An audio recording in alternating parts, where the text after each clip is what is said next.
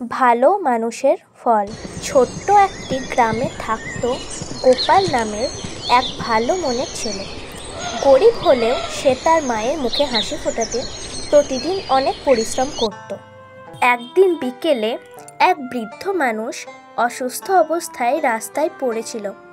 রাস্তা দিয়ে অনেকজন যাওয়ার সত্ত্বেও কেউ তাকে সাহায্য করার জন্য এগিয়ে আসছিল না। ইতিমধ্যেই গোপাল কাজ শেষে বাড়ি ফিরছিল।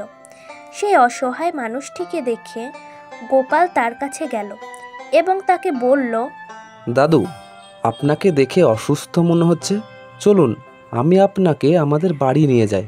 এরপর গোপাল সেই অসহায় বৃদ্ধ মানুষটিকে নিয়ে তাদের বাড়িতে গেল। এরপর গোপাল বাড়ি গিয়ে সেই বৃদ্ধ মানুষটিকে বিছানায় শুয়ে দিয়ে তার মাকে বলল, মা, দাদুটা খুব অসুস্থ, তুমি দাদুটাকে একটু কিছু খেতে দাও, আমি ডাক্তারের কাছে যাচ্ছি। আচ্ছা বাবা, তুই যা, আমি খিচুড়ি রান্না করে ওনাকে খেতে দিচ্ছি। এরপর গোপাল তার নিজের জমানো টাকা দিয়ে ডাক্তার ডেকে আনলো।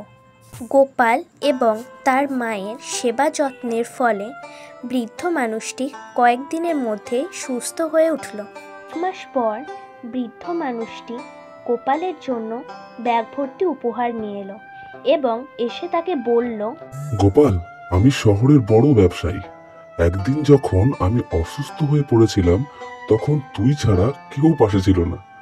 আজ আমি সুস্থ আর তোকে একটা উপহার দিতে এসেছি। দাদু, আমি তো শুধু আপনাকে সাহায্য করতে চেয়েছিলাম। তোর মতো ভালো মানুষ পৃথিবীতে খুব কম আছে রে। ভালো কাজের ফল একদিন ঠিকই ফিরে আসে। ভালো মানুষ কখনো হারায় না।